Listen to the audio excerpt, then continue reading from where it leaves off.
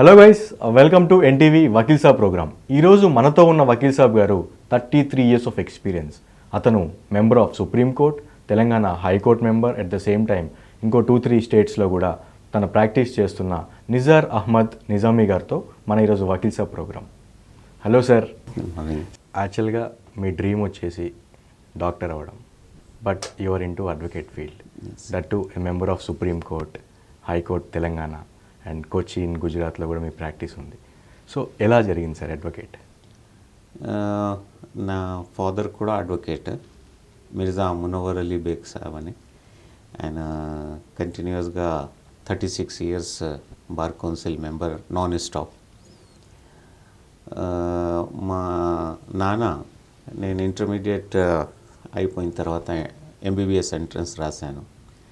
దాని తర్వాత నాకు కూర్చోబెట్టి చెప్పారు, మీరు మా ప్రొఫెషన్లో రావాలా, నాకు మీ అవసరం ఉన్న మీ సర్వీసెస్ అవసరం ఉంది. అంతే, అది రిక్వెస్ట్ నో అని చెప్పడానికి వీలు కాలేకపోయింది నాకు. ఎందుకంటే ఒక పెద్ద మనిషి ఫాదర్ రిక్వెస్ట్ చేస్తున్నారు సన్కి, అది సిచ్యువేషన్ ఎట్లా ఉంటారో మీరు అనుకోవచ్చు, ఇమాజిన్ చేసుకోవచ్చు.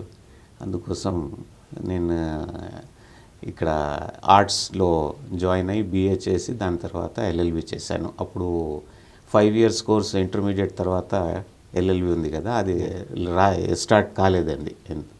అందుకోసం బీఏ చేసి దాని తర్వాత ఎల్ఎల్బి చేశాను, అడ్వకేట్ అయ్యాను. మా పేరెంట్స్ బ్లెస్సింగ్స్ నాతోటి ఉంది. 33 years కంప్లీట్ చేసేసాను ప్రొఫెషన్లో without bringing any bad name to my parents. His image intact అట్లనే పెట్టి ప్రాక్టీస్ చేస్తున్నాం మేము. ఆయన ఫుట్ స్టెప్స్లో పోతున్నాం. వాళ్ళ వాల్యూస్ ఏమేమి పెట్టారు, ఎట్లా చేశారు వాళ్ళు, అట్లనే మేము కూడా ప్రాక్టీస్ చేస్తున్నాం సక్సెస్ఫుల్గా. So personally you are happy with your profession sir? Yes, because my parents are happy, that's why I am also happy. Most important is their wishes and blessings are with me. Even though my father expired in 2001, and తర్వాత ఆయన కానీ నాకు blessings అనేది ఇంకా ఉంది. హాయిగా practice చేస్తున్నాను. మా ఫాదర్ ఇక్కడ కర్నూల్లో ప్రాక్టీస్ సెటప్ చేశారు ముందు. దాని తర్వాత ఆంధ్రప్రదేశ్ ఫామ్ అయింది 1956లో. హైకోర్టు ఇక్కడ హైదరాబాద్లో ఉంటే ప్రాక్టీస్ షిఫ్ట్ చేసేసి ఇక్కడ స్టార్ట్ చేశారు. నా బర్త్ వచ్చి 1962. నేను ప్రాక్టీస్ ఫాదర్ స్టార్ట్ చేసిన తర్వాత ఇక్కడ హైదరాబాద్లో పుట్టాను. స్టడీ మొత్తం ఇక్కడనే, బోర్న్ అండ్ బ్రాటప్ ఇక్కడనే, మాది హైదరాబాదే. Great sir. You are specialised in? I'm having knowledge, నాకు మొత్తం లాస్ నాలెడ్జ్. ఎందుకంటే మా ఫాదర్ కూడా ఆల్రౌండర్, నా ట్రైనింగ్ కూడా అట్లనే అయింది. ఇప్పుడు మా ట్రైనింగ్ ప్రకారం నాకు ఆల్రౌండర్ అని క్లెయిమ్ చేసుకోవచ్చు. బికాజ్ నాకు అడిక్వేట్ నాలెడ్జ్ ఉంది. ఏ ఫీల్డ్లో కానీ ఏ లాలో కానీ హాయిగా కేసెస్ చేయవచ్చు. మా క్లయింట్స్కి ఎట్లా సేఫ్ చేయాలా, ఎట్లా వాళ్ళది రైట్స్ ప్రొటెక్ట్ చేయాలా, సివిల్ మ్యాటర్లో ఏమైనా రాస్తే క్రిమినల్ యాక్ట్ అవుతుందా, క్రిమినల్ యాక్ట్లో ఏమైనా చేస్తే సివిల్ అవుతుందా, అది మొత్తం వాళ్ళకు సేఫ్ చేసి ఎట్లా మేము తీసుకురావచ్చు, వాళ్ళ రైట్స్ ఎట్లా ప్రొటెక్ట్ చేసుకోవచ్చు, హాయిగా నాకు తెలుసు. నేను ఎంజాయ్ చేస్తాను, నా ప్రాక్టీస్ నేను ఎంజాయ్ చేస్తాను, అది ముఖ్యం మాకు.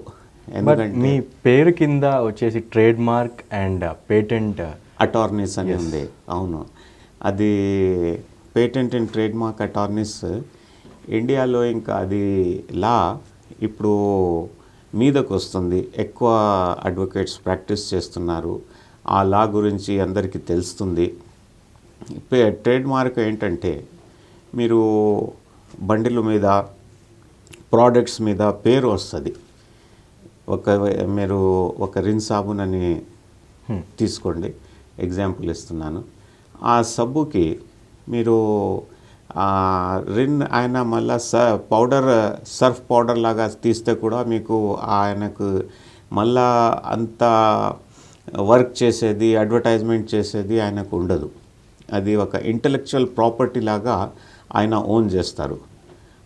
అట్లనే చాలా బ్రాండ్స్ ఇప్పుడు రిజిస్టర్స్ చేసుకొని వాళ్ళు పని చేసుకుంటున్నారు.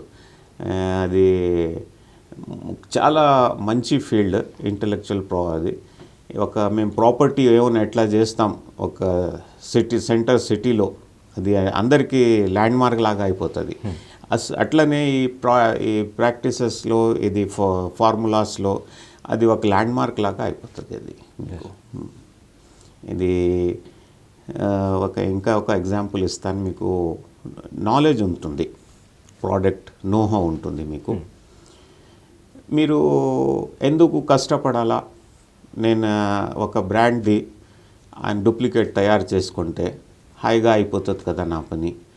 మీరు ఏం చేస్తారు, ఆ ప్రోడక్ట్ తయారైపోయిన తర్వాత అక్కడ డీలర్స్ దగ్గర అక్కడ వెళ్ళి మీరు ఏం చూపిస్తారంటే, చూడండి మీరు ఈ ప్రోడక్ట్ సేల్ చేస్తే మీకు ప్రాఫిట్ మార్జిన్ ఇంత ఉంది, నా ప్రోడక్ట్ సేల్ చేస్తే మీకు ఇంకా 20%, 30% మీకు నేను ఇస్తాను.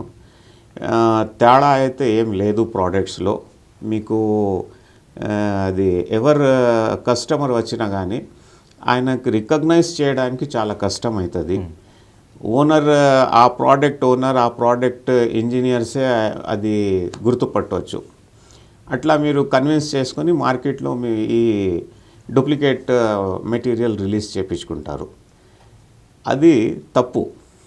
అట్లా ఎవరైనా రిలీజ్ చేస్తే మీకు తెలుసు అనుకోండి, మీరు సివిల్ కేసెస్ వేయవచ్చు వాళ్ళ మీద, క్రిమినల్ కేసెస్ వేయవచ్చు. దాని తర్వాత ఎవరెవరి దగ్గర ఆయన మాల్ పెట్టి అమ్ముతున్నారు అక్కడ నుంచి సీజ్ కూడా చేయించుకోవచ్చు మీరు.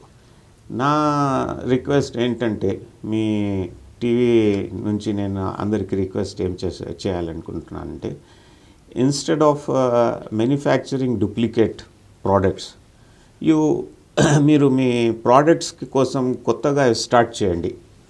1 సంవత్సరం పడుతుంది, 2 సంవత్సరం పడుతుంది రికగ్నిషన్ కోసం. మీ ప్రోడక్ట్కి ఒక పేరు వచ్చేస్తుంది.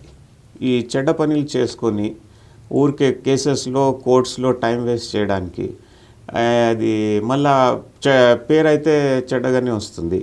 ఎవరైనా ఏం చెప్తారంటే, అరే ఈయన డూప్లికేట్ ప్రోడక్ట్స్ అమ్మి బిల్డింగ్స్ కట్టున్నారు, ఇట్లా చేస్తున్నారని ఒక బ్యాడ్ నేమ్ వస్తుంది. అది మేము అవాయిడ్ చేసుకోవాలా. We can work hard for 1 and 2 years, we can get the same response. మీరు ఒక సీనియర్ అడ్వకేట్, ఇప్పుడు జ్యుడిషియరీలో ఉన్న దాని ప్రకారం నేను ఒక కేసు ఫైల్ చేస్తే కొన్ని సందర్భాల్లో నా గ్రాండ్ సన్స్కి న్యాయం జరుగుతుంది. సో ఇంత డిలే ప్రాసెస్ ఎందుకు అవుతుంది సార్? నంబర్ ఆఫ్ రీజన్స్ ఉందండి డిలే కోసం. ఏమంటే, ముందు మా దగ్గర జడ్జెస్ అపాయింట్మెంట్ లేదు. జడ్జెస్ అపాయింట్మెంట్స్లో ఇప్పుడు పెండెన్సీ అయితే పాపులేషన్ ఎట్లా పెరుగుతుంది అట్లా పెండెన్సీ కూడా పెరుగుతుంది కేసెస్ది. మా దగ్గర హ్యాండ్స్ లేకపోతే మాకు డిస్పోజల్ ఉండదు. అయితే అది ఒక పెద్ద ప్రాబ్లం ఉంది. గవర్నమెంట్కి కూడా తెలుసు ఈ ప్రాబ్లం, పాలిటీషియన్స్కి కూడా తెలుసు, మా జడ్జెస్కి, హైకోర్టు జడ్జెస్కి కూడా, సుప్రీంకోర్టు జడ్జెస్కి కూడా తెలుసు. ఒక సిస్టమ్ ఉంది అపాయింట్మెంట్ ఆఫ్ జడ్జెస్ అని. మేము లోవర్ కోర్ట్ జడ్జెస్ కోసం జూనియర్ జడ్జ్ కావాలంటే ఎగ్జామ్స్ ఉంది, దాని తర్వాత వైవా వచ్చి అపాయింట్మెంట్ అవుతుంది. డిస్ట్రిక్ట్ జడ్జ్ కూడా అట్లనే.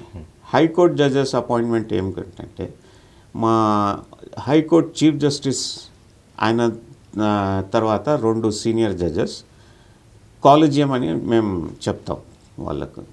ఆ కాలేజియం సెలెక్ట్ చేస్తారు. సెలెక్ట్ చేసి పేర్లు గవర్నమెంట్కి పంపిస్తారు. పంపిన తర్వాత గవర్నమెంట్ ఏం చేస్తారంటే సెంట్రల్ గవర్నమెంట్కి పంపిస్తారు. దాని తర్వాత సుప్రీంకోర్టుకి కూడా వెళ్తుంది. సుప్రీంకోర్టులో కూడా అది కాలేజియం కూర్చొని మొత్తం వీళ్ళు ఎట్లా చేశారు, కేసెస్ ఏమేమి చేశారు, బ్యాక్గ్రౌండ్ ఏంటి అది చూసుకొని ఎస్ అని మళ్ళా ఫార్వర్డ్ ఫైల్ అప్రూవ్ చేసి గవర్నమెంట్కి పంపుతారు. గవర్నమెంట్ ఫైల్ మీద కూర్చుంటే అయిపోయేది పని. వాళ్ళు తొందరగా అపాయింట్ చేస్తే బాగుంటుంది మాకు. ఎందుకంటే they are also responsible to run the government, to run the judiciary. వాళ్ళు చేయరు. ఇప్పుడు ఎగ్జాంపుల్స్ మీకు ఇస్తాను. మా పాత ఆనరబుల్ చీఫ్ జస్టిస్ ఠాకూర్ అని ఉన్నారు. ఆయన కూడా చాలా ప్రయత్నం చేశారు జడ్జెస్ అపాయింట్మెంట్ కోసం. ప్రజెంట్ గవర్నమెంట్ ఫైల్స్ మీద ఏం అది ఆర్డర్స్ పాస్ చేయలేదు, అట్లనే కూర్చున్నారు. ఆయన ఒక ఫంక్షన్లో సుప్రీంకోర్టులో మాట్లాడేటప్పుడు ఏడ్చారు కూడా, ఎమోషనల్ అయిపోయి ఎందుకు మా జ్యుడిషియరీకి ఇట్లా హెరాస్ చేస్తున్నారని. దాని తర్వాత వచ్చే చీఫ్ జస్టిసెస్ కూడా, ఇప్పుడు కొత్తగా వచ్చింది మా ఆనరబుల్ చీఫ్ జస్టిస్ రమణ గారు కూడా చాలా ప్రయత్నాలు చేస్తున్నారు అపాయింట్మెంట్స్ కోసం. ఈవెన్ రీసెంట్లీ ఒక వీక్ ముందు అది ట్రైబ్యునల్స్ అని, స్టాట్యూటరీ ట్రైబ్యునల్స్ అని ఫామ్ అయింది. ఆ ట్రైబ్యునల్స్లో జడ్జెస్ లేదు. చాలా వర్క్ సఫర్ అవుతుంది. అది ట్రైబ్యునల్స్ ఎందుకు కాన్స్టిట్యూట్ చేస్తారంటే ఒక యాక్ట్ ప్రకారం వాళ్ళు ఆ కేసెసే చూడాలి, తొందరగా అయిపోవాలని అది ట్రైబ్యునల్స్ కాన్స్టిట్యూట్ చేస్తాం. అక్కడ జడ్జెస్ లేకపోతే మేము ఎవరి దగ్గర పోయి కేసు ఫైల్ చేసుకోవాలా? ఫైల్ చేసినా కానీ హియరింగ్ మాకు ఉండదు. ఒక ఇన్ఛార్జ్ జడ్జ్ ఇక్కడ తెలంగాణలో ఒకటి ట్రైబ్యునల్ ఉంటే ఆంధ్రాలో ఒకటి ఉంటుంది, దాని తర్వాత అదర్ స్టేట్స్లో ఉంటుంది. ఆ జడ్జెస్కి మీరు ఇన్ఛార్జ్ అపాయింట్ చేస్తే వాళ్ళు 15 డేస్లో ఒకసారి, మంత్లో ఒకసారి వచ్చి వాళ్ళ అది ఉండే పని వాళ్ళు అది చేసుకోవాలా, మళ్ళీ ఇక్కడ వచ్చి ఇక్కడ ఏ పని చేసుకోవాలా. ఏమైనా అర్జెంట్ ఆర్డర్స్ మాకు కావాలంటే ఫైల్స్ తీసుకొని ఈ రిజిస్ట్రీ వాళ్ళ దగ్గర ఎవరు ఇన్ఛార్జ్ ఉన్నారు, ఆంధ్రాకి పోవాలా లేకపోతే వేరే స్టేట్స్కి పోవాలా తెలియదు. అక్కడ ఫైల్స్ తీసుకోపోతే మళ్ళీ అది చాలా అది కంబర్సమ్ ప్రొసీజర్ అయిపోతుంది. అయినా కానీ మా సెలక్షన్స్ లిస్ట్ పంపించేశారు. ఆ సెలక్షన్స్ లిస్ట్ పక్క పెట్టుకొని వీళ్ళు గవర్నమెంట్ ఏం చేశారంటే వాళ్ళ పర్సన్స్కి సెలెక్ట్ చేసి పంపించేశారు. న్యూస్లో వచ్చింది, మీరు కూడా చదివి ఉండొచ్చు. ఇప్పుడు దానికి కారణం అదే అంటారా sir? NV Ramana sir propose చేసిన లిస్ట్ వాళ్ళు అపాయింట్ అవ్వట్లేదు కాబట్టి డిలే అవుతుందా సార్? అది ఒక రీజన్ ఉంది. దాని తర్వాత ఇంకొక రీజన్ ఏంటంటే మా పొలిటికల్ పార్టీస్ ఏం ప్రయత్నం చేస్తున్నారంటే మా మనుషులు జడ్జెస్ కావాలా, మెరిట్కి పక్కన పెట్టేశారు. అది కూడా ఒక రీజన్ ఉంటుంది. అది చేయకూడదు. ఎందుకంటే మాకు సబ్జెక్ట్ ఉన్నవాళ్ళు, నాలెడ్జ్ ఉన్నవాళ్ళు, ఇది పొలిటికల్ పార్టీస్కి అఫిలియేషన్ ఉండకూడదు. ఎందుకంటే ఒక జడ్జ్ అంటే ఆయన న్యూట్రల్ ఉండాలి. కొన్ని మీరు వాళ్ళకు ఏమైనా అపాయింట్మెంట్స్ కావాలంటే ఏదైనా గ్రూప్కి, ఏదైనా కమిషన్కి, ఏదైనా చైర్మన్ అది వేసుకోవచ్చు. మీరు ఇక్కడ వాళ్ళకు ఇట్లా చేస్తే ఒకప్పుడు దొరుకుతుంది, ఒకప్పుడు దొరకదు. మీరు ఫైల్ అట్లనే పెట్టుకుంటే ఇది ఒక పెండెన్సీలో సెలెక్షన్లో లేట్ అయిపోతుంది. సో ఇప్పుడు నేను వింటున్నది, ఇప్పుడు ఒక జడ్జ్ అపాయింట్మెంట్ ఒక పొలిటీషియన్ డిసైడ్ చేస్తున్నాడు అనేది నిజమే అంటారా సార్? చూడండి, ఇప్పుడు చాలా సిచ్యువేషన్ చేంజ్ అయిపోయింది. ఎందుకంటే ఇక్కడ ముందు ఎగ్జిక్యూటివ్ వింగ్ ఏం చేశారంటే పాలిటీషియన్స్కి, సార్ మీ పవర్ ఇది, మీరు మాకు ట్రాన్స్ఫర్ చేయవచ్చు, మీరు ఇది చేయవచ్చు, అది చేయవచ్చు అని చాలా ఇంటర్ఫియరెన్స్ కాల్ ఫర్ చేసుకున్నారు. మా డెమోక్రటిక్ సెటప్లో 3 వింగ్స్ ఉంది. ఎగ్జిక్యూటివ్ వింగ్ అది గవర్నర్ హెడ్ చేస్తారు. దాని తర్వాత పొలిటికల్ వింగ్ చీఫ్ మినిస్టర్ స్టేట్లో హెడ్ చేస్తారు, ప్రైమ్ మినిస్టర్ సెంట్రల్లో. జ్యుడిషియరీలో చీఫ్ జస్టిస్ స్టేట్ది హెడ్ చేస్తారు, సెంట్రల్లో చీఫ్ జస్టిస్ ఆఫ్ ఇండియా ఉంటుంది. ఈ వింగ్స్ మేము బాగా మంచిగా నడుచుకుంటే హాయిగా మేము మా కంట్రీకి బాగా రన్ చేయవచ్చు, మంచిగా రన్ చేసుకోవచ్చు. మేము అట్లా చేయడం లేదు. మీరు పార్టీ కోసం కంట్రీది ఇంట్రెస్ట్ ఏం తీసుకోవడం లేదు.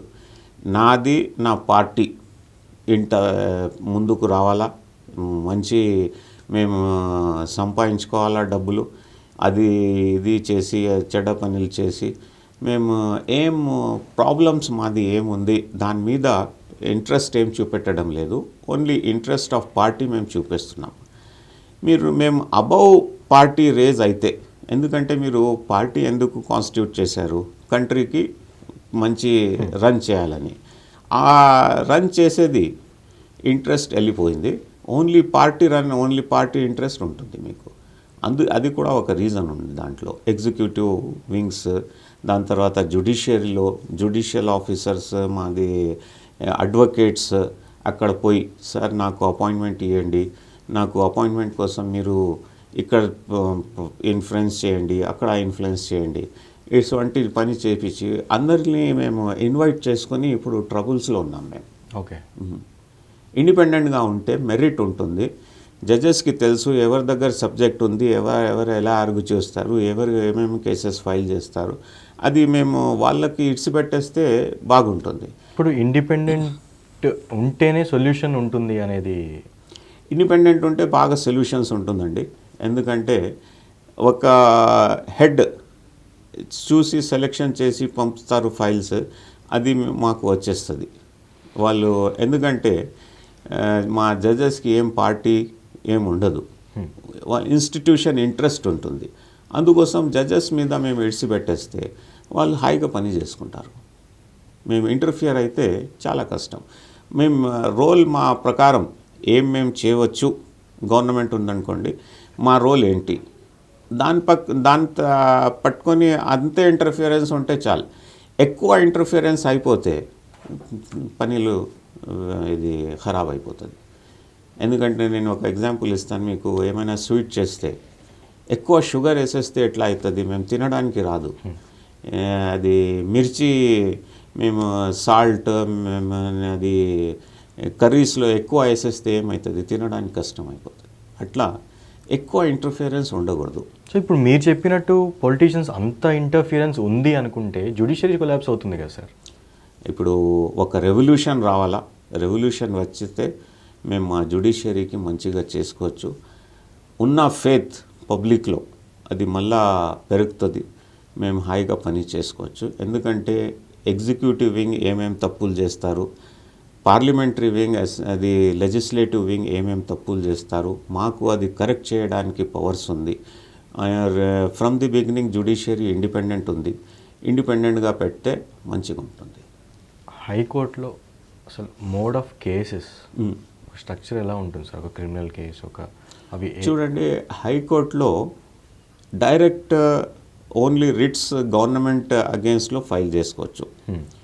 ఇప్పుడు ఏమైనా సర్క్యులర్ గవర్నమెంట్ పాస్ చేస్తారు, జీవో పాస్ చేస్తారు, లేకపోతే ఏదైనా పని గవర్నమెంట్ ఆఫీసర్ చేస్తే అది యాక్ట్ అగేన్స్ట్ ఉంటుంది, దానికి మేము హైకోర్టులో డైరెక్ట్ రిట్ ఫైల్ చేసుకోవచ్చు.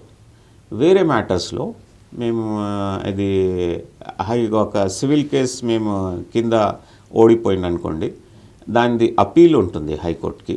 క్రిమినల్ కేసెస్లో అపీల్ అగేన్స్ట్ ఎక్విటల్ కూడా హైకోర్టుకి వస్తుంది. దాని తర్వాత వేరే రివిజన్స్ అని ఉంటుంది, అది హైకోర్టుకి వస్తుంది. ఇట్లా సెగ్రిగేషన్ ఉంది. డైరెక్ట్ హైకోర్టుకి ఏ కేసు రాదు ఎక్సెప్ట్ రిట్స్. ఓకే. ఇప్పుడు మీరు చెప్పారు మీ ఫాదర్ డ్రీమ్ ఫుల్ఫిల్ చేయడానికి నేను అడ్వకేట్ రంగంలోకి వచ్చాను. అవునండి. కానీ ఇప్పుడున్న ప్రజెంట్ సిచ్యువేషన్లో ఇప్పుడు మీరు మీ సన్ ఆర్ డాటర్ని ఎల్ఎల్బి చేయడానికి ఎందుకు అంత ఎంకరేజ్ చేయట్లేదు sir? Sir, first of all మా పిల్లలు హార్డ్ వర్క్ చూసి, ఎందుకంటే మేము పొద్దున్న లేచి ఒక పని స్టార్ట్ చేస్తే కనీసం మాకు 15 to 18 hours మేము వర్క్ చేస్తాం. అంత హార్డ్ పని చేస్తే మేము ముందుకు వస్తున్నాం. మా పిల్లలు అది చూసి కొంచెం వెనక వద్దండి, ఇంత మాకు టైం, మీరు ఫ్యామిలీస్కి టైం ఇవ్వడానికి కష్టం అవుతుంది, ఇది అది అని వాళ్ళు బ్యాక్ సీట్లో కూర్చుంటున్నారు. దాని తర్వాత మా ఇంట్లో క్లయింట్స్ వచ్చేది, ఫ్రెండ్ సర్కిల్స్, అడ్వకేట్స్లో డిస్కషన్, మా జ్యుడిషియరీ ఎట్లా పాడైపోతుంది, ఎందుకు ఆ డిస్కషన్స్ కూడా పిల్లలు వింటున్నారు. వాళ్ళు అది ఒక కూడా రీజన్ ముందు రావడం లేదానికి. ఇప్పుడు వచ్చే పిల్లలు వేరే వాళ్ళకు ఏం తెలియదు, జ్యుడిషియరీ నుంచి ఏం తెలియదు, వాళ్ళు వస్తున్నారు. వాళ్ళకే మేము మా పిల్లల్లాగా తీసుకొని మేము వాళ్ళకు వర్క్ నేర్పిస్తున్నాం. ఇప్పుడు ఒక స్టూడెంట్, ఒక ఎల్ఎల్బి చేసిన స్టూడెంట్ ఒక లాయర్ పట్టా తీసుకున్న తర్వాత ఒక మంచి సీనియర్ని సెలెక్ట్ చేసుకోవడం ఎలా ఎలా ఎలా చేసుకోవాలి సార్? అది సీనియర్ని మంచిగా చూసుకోవాలంటే మీరు ఏ సైడ్లో మీకు ఇంట్రెస్ట్ ఉంది అది ముందు మీరు డిసైడ్ చేసుకోవాలా. క్రిమినల్ సైడ్ పని చేయాలా, సివిల్ సైడ్ పని చేయాలా, లేకపోతే కంపెనీ యాక్ట్ మీద పని చేయాలా, అది మీరు ఇంట్రెస్ట్ ప్రకారం ఎవరు సీనియర్స్ ఉన్నారు, ఎంత స్టాండింగ్ ఉన్నారు, ఏం ఫైలింగ్ ఉంది అక్కడ, మేము పోతే పని నేర్చుకోవచ్చా లేదా, అది మీరు డిసైడ్ చేసుకోవాలా. డిసైడ్ చేసుకొని మీరు ఆ ఆఫీస్ జాయిన్ చేస్తే అక్కడనే మీరు ఒక రోజు పోయింది, ఒక నెల పోయింది, దాని తర్వాత మీరు అరే ఇక్కడ పని నేర్చుకోవడానికి కష్టం ఉందా, నేను వెళ్ళిపోతానంటే ఒక ఇంగ్లీష్లో ప్రావర్బ్ ఉంది, rolling stone gathers no moss అని. అట్లనే మా లైఫ్ క్యారియర్ స్పాయిల్ అయిపోతారు. ఎందుకంటే సాటిస్ఫాక్షన్ ఎక్కడ పోయినా కానీ ఉండదు మీకు. ఒక సీనియర్ దగ్గర ఇప్పుడు మీరు కొత్తగా జాయిన్ చేస్తే ఒక 5-6 జూనియర్స్ ఉందనుకోండి, 5-6 జూనియర్స్ మీ ముందే ఉంటుంది. ఓకే, మీరు మోస్ట్ జూనియర్ ఉంటుంది, మీకు మన వర్క్ నేర్చుకున్నాక కొంచెం టైం పడుతుంది. పేషెంట్స్లో మీరు హాయిగా ఉంటే మీకు బాగుంటుంది. Okay, patiently you have to work. And మా profession one of the most demand is you have to be patient. మీరు కంగారు పడి ఏదైనా చేయడానికి వెళ్తే అది పనులు ఖరాబ్ అయిపోతుంది, మీరు ఏం కాదు, మీ clients suffer. This is fine sir. ఇప్పుడు ఎల్ఎల్బి పాస్డ్ అవుట్ అయ్యి బయటకు వచ్చిన తర్వాత మంచి మెరిట్ పీపుల్ని కార్పొరేట్ సెక్టర్ ఎత్తుకు వెళ్ళిపోతుంది, మిగిలిన వాళ్ళే డైలీ ప్రాక్టీస్కి వస్తున్నారు అని వింటున్నాం. సో నిజంగానే కార్పొరేట్ సెక్టర్ ఎంత ఇంపాక్ట్ ఉంది సార్ మన జ్యుడిషియరీ మీద? ఇంపాక్ట్ జ్యుడిషియరీలో కార్పొరేట్ సెక్టర్ది అంత ఏం లేదు. ఏమైందంటే మీరు పెద్ద కాలేజీలు వచ్చేసింది, లక్ష రూపాయలు ఫీజెస్ ఇచ్చి పేరెంట్స్ చదివిస్తున్నారు. వాళ్ళకు క్లాసెస్ కూడా ఏసీ క్లాసెస్ ఉంటుంది అక్కడ, అంత ఎన్విరాన్మెంట్ మంచిగా ఉంటుంది. ఇప్పుడు క్యాంపస్ సెలెక్షన్స్ అని వచ్చేసింది. ఆ క్యాంపస్ సెలెక్షన్స్లో కార్పొరేట్ సెక్టార్స్ అక్కడ పోయి మంచి క్రీమ్కి తీసుకొని వాళ్ళు మేము మీకు శాలరీ మంచి ఇస్తాము, క్యాబిన్ ఉంటుంది, ఏసీ క్యాబిన్ ఉంటుంది, పికప్ చేయడానికి కార్ వచ్చేస్తుంది ఇంటికి, ఇటువంటి ఇన్సెంటివ్స్ చూపెట్టి వాళ్ళకు అట్రాక్ట్ చేసి తీసుకొని వెళ్ళిపోతున్నారు. ఈ స్టూడెంట్స్, లా స్టూడెంట్స్ వాళ్ళు ముందు ఎందుకు లా చదువుకుంటున్నారు? కార్పొరేట్ సెక్టార్స్కి మీరు పోవచ్చు, ఏం పర్వాలేదు, అక్కడ పోతే మీకు రికగ్నిషన్ రాదు. మీరు ఒక రూమ్కే మీరు కన్ఫైన్ అయిపోతారు. అక్కడ పని ఏం చేయించుకుంటారంటే డ్రాఫ్టింగ్ ఉంటుంది, ఎక్కువ డ్రాఫ్టింగ్ ఉంటుంది. కోర్ట్ రూమ్లో మేము ఎట్లా మా కేసు ఓపెన్ చేస్తాం, ఎట్లా మా కేసు ప్రజెంట్ చేస్తాం, అది వాళ్ళకు ఎవరు నేర్పియరు అక్కడ. ఎందుకంటే వాళ్ళ ప్యానెల్ అడ్వకేట్స్ ఉంటుంది. ఒకవేళ వాళ్ళు ఏమైనా కేసెస్ ఉంటే లా ఆఫీసర్కి చెప్పేస్తారు. ఏమని, సార్ మీరు మా కంపెనీ మీద ఈ కేసు వచ్చింది, ఇది మీరు కొట్టాలా, ఇది మా లా ఆఫీసర్ మీతోటి కాంటాక్ట్లో ఉంటారు. ఇప్పుడు ఈయన ఫైల్స్ ఎత్తుకొని అక్కడ లాయర్ దగ్గర పోవాలా, ఆయన అడిగిన డాక్యుమెంట్స్ అది ఇది ఇచ్చేయాలా, మళ్ళా హాయిగా కేసు ఉంటే అక్కడ కోర్టులో అటెండ్ చేస్తారు, లేకపోతే లాయర్ జూనియర్స్ ఉంటుంది, దాని తర్వాత వీళ్ళు హాయిగా వచ్చి కూర్చుంటారు. సో అంత మెరిట్ ఉన్న క్యాండిడేట్ని తీసుకొచ్చి ఒక రూమ్కే పర్మిట్ చేయడం అనేది అసలు ఎంతవరకు కరెక్ట్ అంటారు సార్? మరి సార్ నా మీద ఉంది అది, how I have to start my carrier. ఇప్పుడు నేనేం చూశానంటే 33 ఇయర్స్లో నేను జూనియర్ ఉన్నప్పుడు కూడా నేను మా ఫాదర్కి ఎప్పుడు తొందరగా మా ఫాదర్ ఇంటికి వెళ్ళిపోతే నాకు కేసెస్ రీచ్ అయితే నేను రిప్రజెంట్ చేయవచ్చు, నేను ఆర్గ్యుమెంట్స్ జడ్జెస్ దగ్గర చెప్పవచ్చు. అట్లా నేను మా ఫాదర్కి ఎట్లా పంపించాలా ఇంటికి అది చూస్తున్నాను, ఆపర్చునిటీ తీసుకోవడానికి కోసం. ఆ స్పార్క్ మాకు ఉండాలా, నేను కూడా రిప్రజెంట్ చేయాలా, ఆర్గ్యూ చేయాలా. సీనియర్ మోస్ట్ అడ్వకేట్స్ ఎలా ఆర్గ్యూ చేస్తారు వాళ్ళకు చూసి ఇన్స్పైర్ అవుతారు. అన్ని ఫీల్డ్స్లో అట్లనే ఉంటుంది. సీనియర్స్కి చూసి జూనియర్స్ ఇన్స్పైర్ అవుతారు, ఒక ఐకాన్ లాగా అయిపోతారు సీనియర్స్. నేను కూడా ఇట్లా ప్రయత్నం చేయాలా, ఇట్లా ఆర్గ్యూ చేయాలా, ఇట్లా స్టడీ చేసి కేసుకి ప్రజెంట్ చేయాలా, మా క్లయింట్స్ రైట్స్కి ప్రొటెక్ట్ చేయాలా అని ఒక ఉంటుంది. ఈ సైడ్ కార్పొరేట్ సైడ్ వచ్చేస్తే మీకు ఓన్లీ అట్రాక్షన్ శాలరీది, దాని తర్వాత ఏం లేదు మీకు. మళ్ళీ మీరు ఒక 15 years 10 years 20 years are 2 years అని మీరు అక్కడ ప్రాక్టీస్ చేసి మళ్ళా కోర్ట్స్కి వస్తే from A you are suppose to start. Because practical knowledge వేరు ఉంటుంది, థియరిటికల్ నాలెడ్జ్ వేరే ఉంది. ప్రాక్టికల్ చాలా డిఫరెన్స్ ఉంది థియరీతోటి. మాకు కూడా చదివించారు, ఇట్లా ఇట్లా ఉంటుంది, ఇది laws. How to implement it, how to put it college మీకు చదివించారు. ఇప్పుడు లా ఇంటర్న్స్ అని మా దగ్గర ఆఫీసర్స్కి వస్తున్నారు, ఎందుకంటే కోర్సులో ఉంది ఒక సబ్జెక్ట్ ఉంది. అది ఆ సబ్జెక్ట్ ప్రకారం జూనియర్ పిల్లలు అది చదువుకుంటున్నారు కదా, అది స్టూడెంట్స్ వాళ్ళు మా దగ్గర వచ్చి, సార్ డైరీ ఎట్లా రాస్తారు, సార్ మేము సైటేషన్ ఎట్లా తీయాలా, దాని తర్వాత ఈ కేస్ ఏముంది, ఫ్యాక్ట్స్ ఏంటి, అది నేర్చుకుంటున్నారు. అది నేర్చుకొని పోయిన తర్వాత ఎగ్జామ్స్ అయిపోయి ఫైనల్ పాస్ అయిపోయిన తర్వాత అక్కడ కార్పొరేట్ సెక్టర్స్లో పోయి కూర్చుంటే ఇది మీకు ప్రాక్టికల్ కొంచెం నాలెడ్జ్ అంతే, అది కూడా క్లోజ్ అయిపోతుంది. మా దగ్గర వస్తే ఇక్కడ ప్రాక్టీస్లో యాక్టివ్ ప్రాక్టీస్లో ఉంటే మేము how to write the diary అక్కడి నుంచి మేము చూపెట్టి వాళ్ళకు కేసెస్ ఎట్లా ఫైల్ చేస్తాం, ఏం రాస్తే జడ్జెస్కి పాయింట్స్ అట్రాక్ట్ అవుతుంది, మీకు తొందరగా ఆర్డర్స్ దొరుకుతుంది. మీరు మీరు ఏదైనా అది ఊరికే కథలు రాసేస్తే జడ్జెస్ చదవరు, ఎందుకంటే వాళ్ళ ఇంటెలిజెన్స్కి మా ఇంటెలిజెన్స్కి చాలా డిఫరెన్స్ ఉంటుంది. అందుకోసం మేము హాయిగా పాయింట్స్ ఎట్లా అట్రాక్ట్ అవుతుంది అది చూసి మేము వాళ్ళకి చెప్తాను, చూడు నాయన ఇది ఉంది, ఈ సైటేషన్ మీరు చూపెట్టాలా, జడ్జ్ దగ్గర పోయి ఈ పారాగ్రాఫ్స్ మీరు రీడ్ చేసి అర్థం చెప్పాలా, మీ కేసులో ఈ రూల్ ఉంది, సుప్రీంకోర్టు ఇట్లా డిసైడ్ చేశారు, హైకోర్టు ఇట్లా డిసైడ్ చేశారు, జడ్జ్ గారికి ఇది చూపిస్తే ఆయన కూడా ఇంప్రెస్ అయ్యి మీకు ఇటువంటి ఆర్డర్స్ ఇస్తారు, మేము నేర్పిస్తాం వాళ్ళకి. అది ముఖ్యం. ఇప్పుడు కొన్ని అడ్వకేట్స్ ఉన్నారు, 6 months 2 months 3 months ప్రాక్టీస్ చేసుకుంటారు, దాని తర్వాత ఓకే ఐ హ్యావ్ లెర్న్డ్ అని వెళ్ళిపోతారు.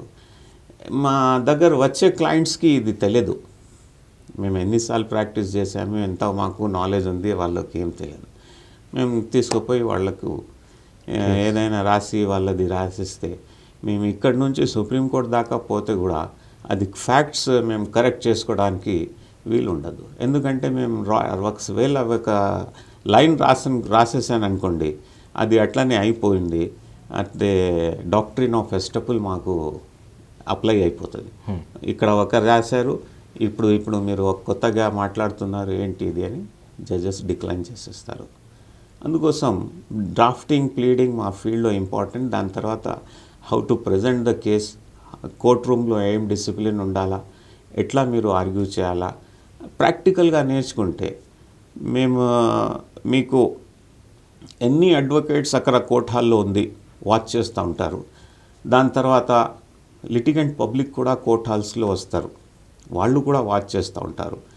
వాళ్ళు చిన్నగా అడుగుతారు మా కోర్ట్స్ అటెండర్స్కి, లేకపోతే వాళ్ళ దగ్గర ఉన్నారు అడ్వకేట్స్కి, జూనియర్స్కి, సార్ ఈ అబ్బాయి ఎవరు, ఈ అమ్మాయి ఎవరు, మంచిగా కేసు ప్రజెంట్ చేశారు, ఇట్లా మేము మాకు పేరు వస్తుంది. ఇప్పుడు అదే డ్రాఫ్ట్ మీరు ఎక్కడన్నా కొంచెం మిస్టేక్ చేయడమో లేకపోతే ఒక ఇన్పుట్ యాడ్ చేయడం మర్చిపోవడమో జరిగితే అది లోవర్ కోర్టులో సస్పెండ్ అయిన తర్వాత హైకోర్టులో వేసుకోవడానికి కూడా మీకు మళ్ళీ ఎలో చేయరు కదా సార్ ఇంకొక. ఆఫ్ కోర్స్ మీరు drafting is very very important and very crucial. రాసేటప్పుడే మేము చాలా నిదానంగా ఆలోచించి రాయాల. ఎందుకంటే మేము ఓత్ తీసుకున్నాం, మా క్లయింట్స్ రైట్స్కి మేము ప్రొటెక్ట్ చేస్తాం, కాన్స్టిట్యూషన్ ప్రకారం లాస్ ప్రకారం మేము అప్హెల్డ్ చేసి కేసెస్ మేము ఫైల్ చేస్తాం. ఎవరికైనా అది ఇన్జస్టిస్ అయితే కోర్ట్స్ మేము కోర్ట్స్లో సరిగ్గా చేపించుకుంటాను. అది ఇంకొకటి ఏంటంటే కోర్ట్స్ ఎందుకు కాన్స్టిట్యూట్ అయిందంటే మా legal rights and fundamental rights protection కోసం మేము కోర్ట్స్కి కాన్స్టిట్యూట్ చేసాం. అదే మేము చేయలేకపోతే మొత్తం మాది intention constituting the judiciary will get fail. కానీ ఇండిపెండెన్స్ అప్పటి నుంచి కూడా సేమ్ ప్రొసీజరే ఫాలో అవుతున్నారు కదా sir. You didn't change any procedure ఎలాంటి మార్పు అయితే లేదు. సో మరి ఎలా చూడండి, ఒక ఇంతకుముందు మేము అది మాట్లాడుకున్నాం కదా ట్రేడ్ మార్క్ కోసం. అటువంటి అందరు రాస్తారు. ఒక ఎగ్జిక్యూటివ్ ఆఫీసర్ ఉన్నారు అనుకోండి, ఆయన రాసేది డ్రాఫ్ట్లో, ఒక అడ్వకేట్ రాసే డ్రాఫ్ట్లో, ఒక పాలిటీషియన్ రాసే డ్రాఫ్ట్లో చాలా డిఫరెన్స్ ఉంటుంది. మీ ఎగ్జిక్యూటివ్ వింగ్ వాళ్ళ సెటప్ ఎట్లా ఉంటుంది, వాళ్ళు అట్లనే రాస్తారు. జ్యుడిషియరీలో మొత్తం చేంజెస్ ఉంటుంది. పార్లమెంటరీ వింగ్లో వాళ్ళకి ఏం అట్రాక్ట్ అవుతుంది, ఎట్లా రాసుకోవాలో వాళ్ళ సిస్టమ్ వాళ్ళు రాసుకుంటారు. ఇప్పుడు మేము ఒక ఎగ్జిక్యూటివ్ ఆఫీసర్కి మీరు ఏమైనా రాసుకురండి నేను ఫైల్ చేసేస్తానంటే, మీరు అడ్వకేట్ మీరు సఫర్ కాదు, మీ క్లయింట్ సఫర్ అవుతుంది. అందుకోసం draft it has to B drafted by an advocate.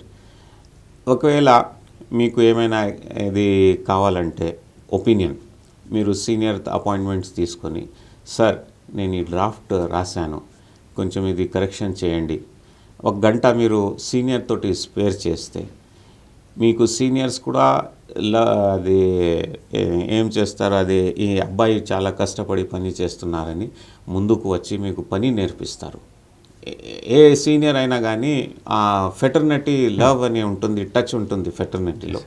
అది అరే అబ్బాయి మా దగ్గర వచ్చారు, అబ్బాయికి నేర్పియాలా. స్టూడెంట్ టీచర్ ఎట్లా రిలేషన్స్ ఉంటుంది, మీరు టీచర్కి ఏమైనా డౌట్ అంటే ఎట్లా ఆయన చాలా ఇది అప్రిషియేట్ చేసి మీకు నేర్పిస్తారు. అట్లనే మా ఫీల్డ్లోనే అట్లనే మీరు సీనియర్ దగ్గర పోయి నేర్చుకోండి. ఎందుకంటే we are advocates are lifelong students. We have to learn for the entire life. ఇవాళ ఒకలా ఉంటుంది, రేపు ఒకలా వచ్చేస్తుంది. ఈ లాలో ఆ లాలో డిఫరెన్స్ ఏముంటుంది అది మాకు తెలుసుకోవాలా. జడ్జెస్కి మేము చెప్పాలా, how it is totally different from other law, we have to explain them. Then we will be making out a case. ఊరికే లేదు సార్ ఈ స్ట్రేట్ లైన్స్ నేను ఇట్లా పోతున్నాను ఇట్లా అయిందంటే ఎవరు అప్రిషియేట్ చేయరు. Why it is straight, why you have to go straight, that has to be explained. Yes sir.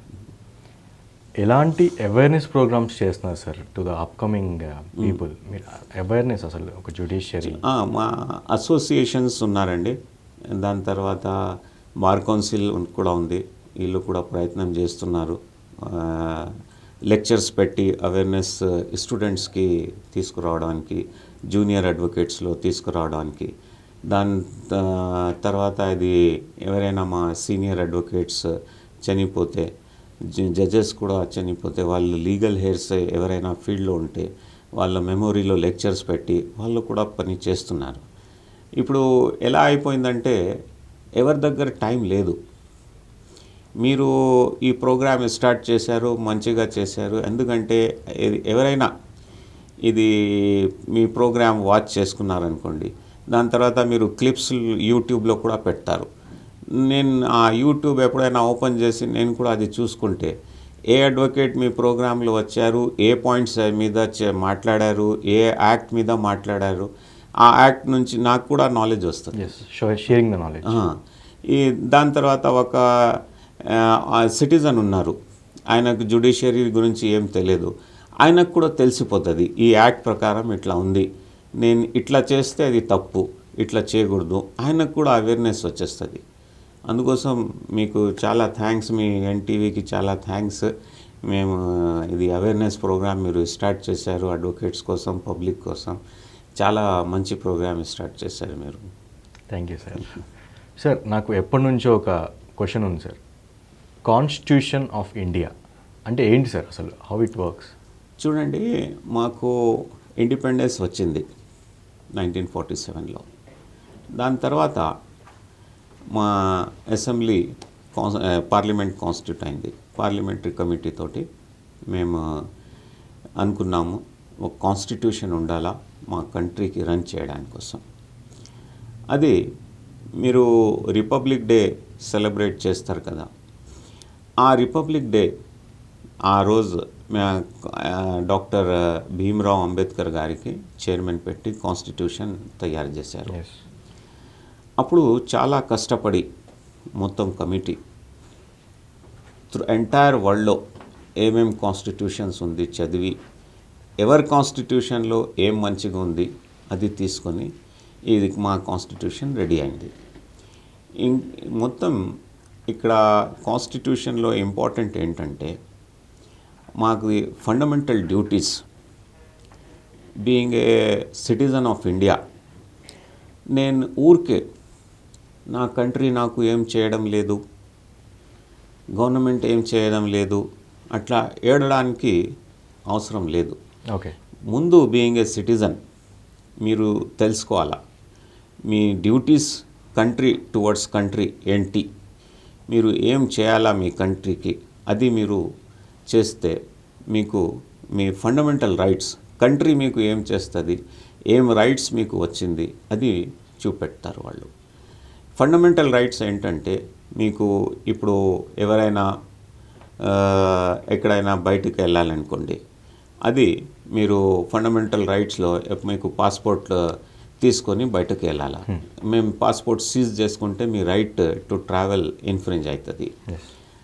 2 doctors ఉన్నారు, ఒక డాక్టర్కి మేము పొజిషన్ హయ్యర్ ఇచ్చేస్తాం, ఒక దానికి లోవర్ ఇచ్చేస్తాం, వాళ్ళ appointment 1 and the same date ఉంటుంది, అట్లా వాళ్ళది రైట్స్ ఇన్ఫ్రింజ్ అవుతుంది. ఆర్టికల్ 14 అని ఉంది కాన్స్టిట్యూషన్లో, అది ఇన్ఫ్రింజ్ అయిపోతుంది. మీరు డెమోక్రటిక్ కంట్రీ ఏదైనా మాట్లాడంటే మీరు భయపడడానికి అవసరం ఏం లేదు, చెడ్డగా మాట్లాడకూడదు. Okay, with in our limits we have to say sir నాకు ఇది తప్పు జరిగింది, మీ సొల్యూషన్ ఏంటి, నాకు కాన్స్టిట్యూషన్ ఇచ్చింది రైట్స్ ఇది, నాకు ఇట్లా జరిగింది ఏం చేయాలా, అట్లా మీరు చెప్పవచ్చు, మాట్లాడుకోవచ్చు. మీ ప్రెస్కి కూడా ఫ్రీడమ్ ఉంది ఏం చూపెట్టాలా ఏం చూపెట్టకూడదు అని. అది మొత్తం మా సివిల్, క్రిమినల్, కంపెనీ, వేరే యాక్ట్స్ ఏమేమి ఉంది అన్ని యాక్ట్స్ కాన్స్టిట్యూషన్ ప్రకారం ఇన్ కన్ఫర్మిటీ ఉండాలా. ఓకే, కాన్స్టిట్యూషన్కి దాటి ఎవరు పోవడానికి వీల్లేదు. అట్లా ఉంటే ఎవరైనా దాటితే, ఎవరైనా ఏదైనా రాసుకుంటే యాక్ట్లో హైకోర్టులో రిట్ ఫైల్ చేసుకోవచ్చు, సుప్రీంకోర్టులో కూడా రిట్ ఫైల్ చేసుకోవచ్చు, లేకపోతే ఎస్ఎల్పి ఆర్టికల్ 32లో ఎస్ఎల్పి ఫైల్ చేసుకోవచ్చు. చూసి జడ్జెస్ సరిగ్గా ఉంటే ఊరికే ఉంటారు, తప్పుగా ఉంటే కొట్టేస్తారు. Okay, constitution is backbone of India. Yes sir. So అందుకే సార్ అది ఎలా వర్క్ అవుతుంది అని ఒక చిన్న డౌట్ ఉంది.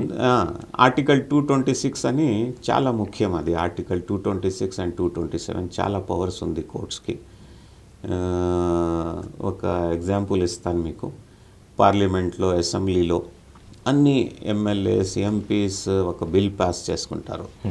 ఆ బిల్లో ఏదైనా రైట్స్ మాది ఇన్ఫ్రింజ్ అవుతుంది అనుకోండి, ఎవరైనా అడ్వకేట్ అక్కడ కేసు ఫైల్ చేస్తే, లేదైనా అగ్రీవ్డ్ పర్సన్ ఆ యాక్ట్ తోటి కోర్టుకి వస్తే జడ్జెస్ మొత్తం స్టడీ చేసి ఎక్కడ వీళ్ళు తప్పు చేశారు, వీళ్ళు ఇది ఇలా ఇట్లనే పెట్టే ఇంకా ఏమేం అయిపోవచ్చు అది చూసి యాక్ట్కే కొట్టేస్తారు, లేకపోతే యాక్ట్కి సస్పెండ్ చేసేసి ఆ ప్రొవిజన్స్కి సస్పెండ్ చేసేసి చెప్పేస్తారు, లేదు ఇది మీరు తీసేయాలని. ఓకే, 100% అయితే తీసేస్తారు, కొట్టేస్తారు, ఈ బ్యాడ్ లా అని అనౌన్స్ చేసేస్తారు, జడ్జ్మెంట్ ఇచ్చేస్తారు. సో అది పాస్ చేసిన వాళ్ళకి ఏమైనా పనిష్మెంట్ అనేది లేకపోవడం వల్లే ఇలాంటివి ఎక్కువ వస్తున్నాయని? అట్లా ఏం లేదండి. ఇప్పుడు 1 వీక్ ముందే ఆనరబుల్ జస్టిస్ రమణ గారు చాలా సుప్రీంకోర్టులో కోప్పడారు గవర్నమెంట్ ముందు. ట్రైబ్యునల్స్ యాక్ట్లో జడ్జ్మెంట్స్ ఇచ్చారు ముందు, ఈ యాక్ట్స్ ఇది తప్పు ఉందని. గవర్నమెంట్ ఏం చేశారంటే మళ్ళీ ఒక్కొక్క యాక్ట్ ఇంట్రొడ్యూస్ చేసేసి అది జడ్జ్మెంట్ కన్సిడర్ చేయకుండానే అట్లనే పాస్ చేసేసారు. అది సుప్రీంకోర్టు నోటీస్లో వచ్చేసింది. సుప్రీంకోర్టు ఏం అబ్జర్వ్ చేశారంటే, మీరు ఇట్లా చేశారు, మాకు చాలా జడ్జ్మెంట్స్ కన్సిడర్ చేయకూడదా, ఎందుకు చేశారు అని ఇంకా అది పెండింగ్ ఉంది మ్యాటర్. వాళ్ళు రిప్లై అది ఫైల్ చేయాలా. ఇప్పుడు ఇటువంటి పనులు ఎగ్జిక్యూటివ్ వింగ్స్ పొలిటీషియన్స్కి నేర్పించి చేపించుకుంటారు. సార్ మీరు చేయండి, ఏం కాదు, మీకు చాలా పెద్ద పొలిటీషియన్, అది which is wrong. Which is totally wrong. It should not be done because the independent judiciary has decided something. మీరు ఆయన అగేన్స్ట్లో పోతే ది మ్యాగ్నానిమిటీ, ది గ్రేషియస్నెస్ జ్యుడిషియరీది అది పాడైపోతుంది. కానీ ఒక గవర్నర్ అండర్లో ఉన్న ఎగ్జిక్యూటివ్ వింగ్ కూడా ఇలా చేయడం అనేది ఉంటుందండి. ఎందుకంటే అందరికీ ఏముంటుందంటే, నేను కూడా పేరు సంపాదించుకోవాలా, బై హుక్ ఆర్ క్రూక్ ఏమైనా నేను చేసేస్తే అయిపోతుంది. ఓకే. ఇప్పుడు మా పాలిటీషియన్స్ ఎలా ఉందంటే, చదువుకున్న లేని వాళ్ళు కూడా అసెంబ్లీలో ఎమ్మెల్యే అయిపోతున్నారు, పార్లమెంట్లో ఎంపీ అయిపోతారు. వాళ్ళకు అంత తెలియదు. మీరు ఏం చెప్తే మీ మీద నమ్మకం ఉంటే పాలిటీషియన్స్ యాక్సెప్ట్ చేసేసి సంతకం పెట్టేస్తారు. అక్కడి నుంచి తప్పులు స్టార్ట్ అయిపోతుంది. అది ఎగ్జిక్యూటివ్ వింగ్లో చాలా ఉంది. How to get the works done with the politicians, they know well. Me experience మాతో షేర్ చేసుకున్నందుకు thanks a lot sir. Thanks for your time sir. Thank you very much sir. Thank you very much.